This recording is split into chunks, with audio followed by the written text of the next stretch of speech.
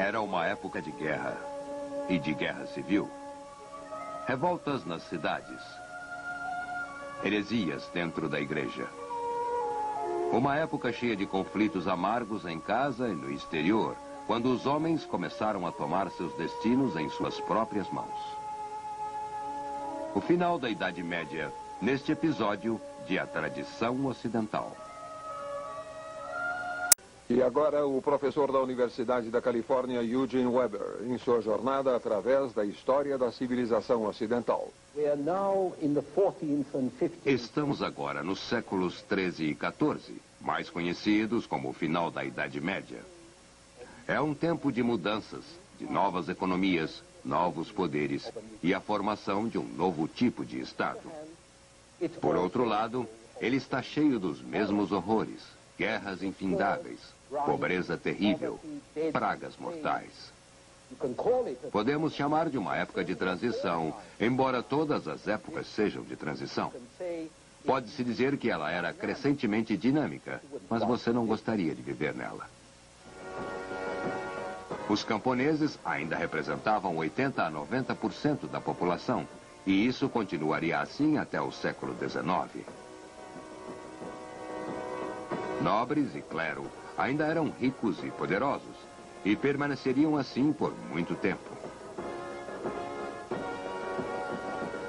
Mas o comércio e o crescimento da cidade trouxeram mudanças básicas para a Europa.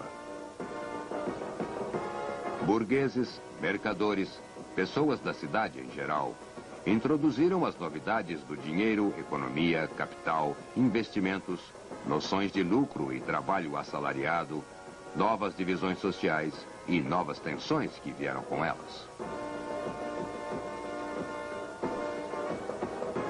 A velha sociedade de ordem feudal, presumivelmente desejada por Deus, estava se desfazendo. Pior ainda, arrastava-se em conflitos civis. Por exemplo, a longa luta por supremacia entre papas italianos e imperadores alemães estava enfraquecendo os imperadores que desperdiçavam sua energia em conflitos no estrangeiro, quando deviam estar cuidando dos problemas domésticos. Finalmente, no fim do século XV, a Europa começou a recuperar-se de quase 200 anos de guerras e pragas. Terras devastadas foram restauradas, novas terras foram cultivadas e cidades floresceram de novo. Pequenas, como Basel, com 8 a 9 mil pessoas. Médias, como Nuremberg, com 25 mil. Grandes, como Colônia e Bruges, com cerca de 50 mil. E na Itália, as gigantes, como Milão, Florença, Veneza, com cerca de 75 a 100 mil pessoas cada.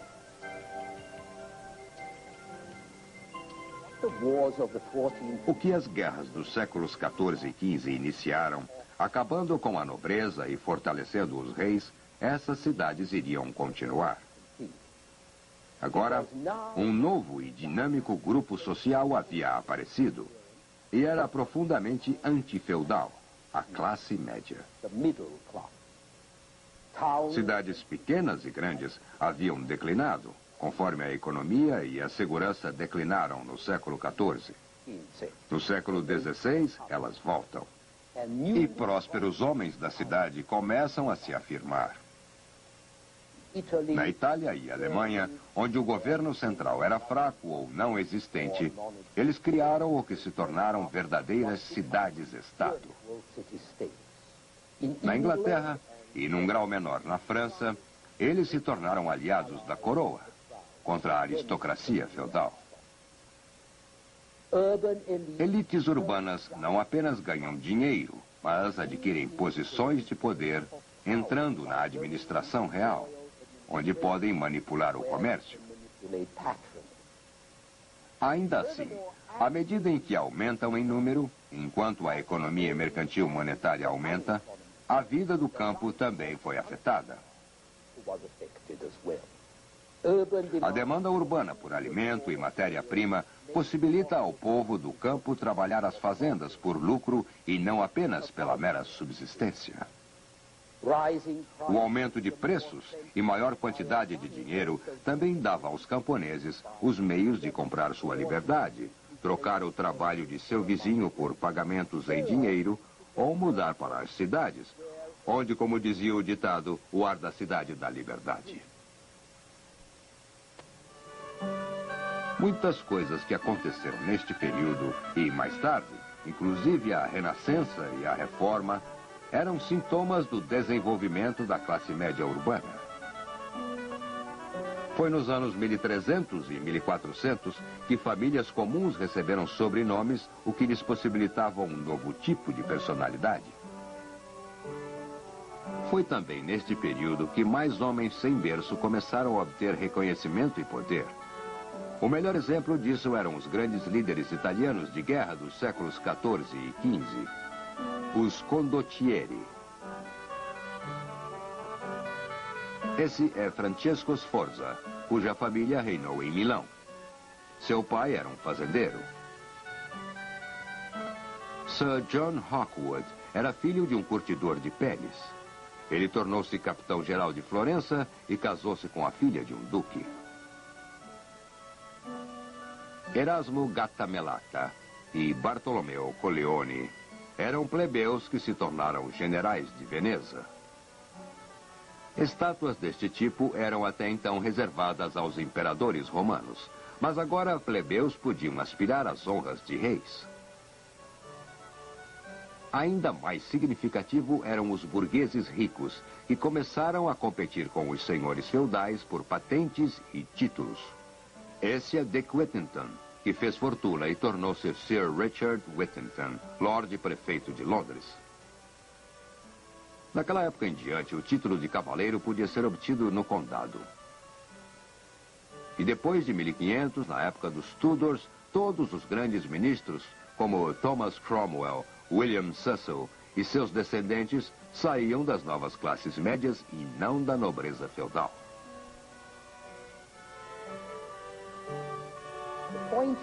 A questão aqui não é que novos homens chegaram à frente, porque novos homens sempre chegam à frente e todas as eras estão cheias de novas pessoas ricas ou novas pessoas nobres, que trazem consigo a vulgaridade e dinamismo, bem como dentes afiados e fortes cotovelos pontudos. A questão é como esses homens chegaram à frente, a classe que representavam e os valores que defendiam. Porque agora, em vez de fazer sua fortuna com o cavalo e a espada, você a fazia com o ouro, crédito e empreendimento comercial.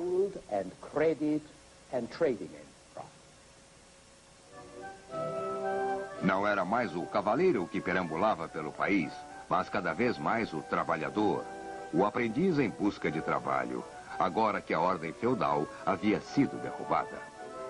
E com um trabalho crescentemente imóvel, os empregadores conseguiam empregados baratos, com os quais grandes fortunas em capital no século XV foram obtidas. A especulação financeira também entrou em voga. Lemos sobre um negociante do século XIV que espalhou um boato falso de guerra a fim de baixar o preço da lã. E havia queixas intermináveis quanto à monopolização. Comprar um estoque inteiro para conseguir o monopólio. Os respeitáveis donos de armazém de hoje são os descendentes daqueles monopolizadores. Os homens também começaram a especular com imóveis, o que não era feito desde a queda de Roma, e a acumular fazendas e substituir plantações em grande escala por produção especializada para mercado. Onde a criação de ovelhas era mais lucrativa do que o plantio, eles formariam pastos, pois acres e acres de pasto poderiam ser cuidados por uns poucos homens e um cachorro. Os inquilinos eram então despejados da terra para aumentarem o grande exército de trabalhadores potenciais, soldados, andarilhos e criminosos. Como dizia o ditado, as ovelhas comiam os homens, em vez do contrário. Ou, mais precisamente, o homem comia um ao outro mais vorazmente e mais implacavelmente que antes. Nestes processos podemos reconhecer tanto o surgimento de algo parecido com uma economia capitalista, quanto o fim da Idade Média. O importante nesta mudança não estava em ser para melhor ou para pior, mas sim por ser uma mudança que pôs em dúvida uma ordem feudal imemorial, que as pessoas nunca tinham pensado em questionar antes. Maldades que antes eram aceitas, agora causavam ressentimento. E ressentimentos que eram silenciosos, tornaram-se verbais.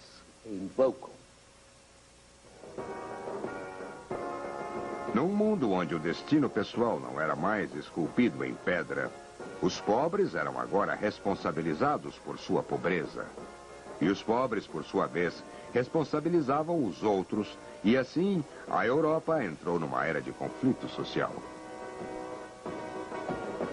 O século XIV, especialmente, foi cheio de rebeliões. Trabalhadores contra empregadores, pequenos negócios contra grandes negócios, camponeses contra senhores feudais e todos contra os impostos e os cobradores de impostos. As revoltas mais sérias eram nas cidades, porque era onde você encontrava a massa crítica pronta para qualquer coisa. E era também onde a revolta social adquiria tonalidades ideológicas e se transformava em heresia contra os ensinamentos estabelecidos da Igreja medieval. Rebelião era muito ruim, mas heresia era pior. Infelizmente, o direito de expressão na Europa era menos reconhecido que o direito de repressão. Assim, a heresia era frequentemente fatal para o herege, especialmente quando tomava a forma de uma revolta dos pobres contra a autoridade. Talvez o maior dos dominicanos tenha sido o mais atípico, São Tomás de Aquino, que morreu em 1274. Aquino era menos um padre e mais um filósofo, que reconciliava razão e destino. De acordo com Aquino, o entendimento da vontade de Deus não dependia de uma revelação miraculosa, mas sim de que Deus fez o homem ser razoável, de modo que ele pudesse analisar e lidar com a natureza. Deus também fizera o homem livre para que ele pudesse lidar com a natureza dentro da sociedade secular para a maior glória de Deus. Você pode ver como isso se encaixava bem numa época que ainda era profundamente religiosa, mas na qual os homens começavam a tomar o destino em suas próprias mãos. Mas essa foi também uma era de conflitos entre o Papa e o Imperador, entre o poder religioso e o secular. Ironicamente, foi Aquino, o grande teólogo católico, que forneceu uma base intelectual sólida para um Estado que era secular e racional, onde os príncipes administravam uma justiça que não era puramente arbitrária, mas baseada em procedimentos lógicos, previsíveis e codificados, como na lei romana, que o século XII estava redescobrindo no novo universo. Aquino estabeleceu como princípio que o direito humano não era destruído pelo direito divino. O Papa era o vigário de Deus na Terra e a Igreja era proeminente em assuntos espirituais. Mas nos assuntos de bem civil, era melhor obedecer ao poder secular que ao poder espiritual. E além do mais, a lei e a justiça, que Aquino considerava como partes da razão de Deus, estavam acessíveis simplesmente usando nossa própria razão humana. E isso, por sua vez, significava que a lei e a justiça eram acessíveis a todos os homens razoáveis, fossem eles cristãos ou pagãos. Para enfatizar o argumento, a luz da razão não dependia da Igreja. Ela brilhava sobre toda a humanidade, e toda a humanidade fazia parte da mesma comunidade. Hoje tendemos a ver isso como um clichê, Mas esta comunidade de homens era potencialmente uma força muito subversiva, numa era de rígidas distinções sociais, como veremos em nosso próximo programa. As we shall see in our next program.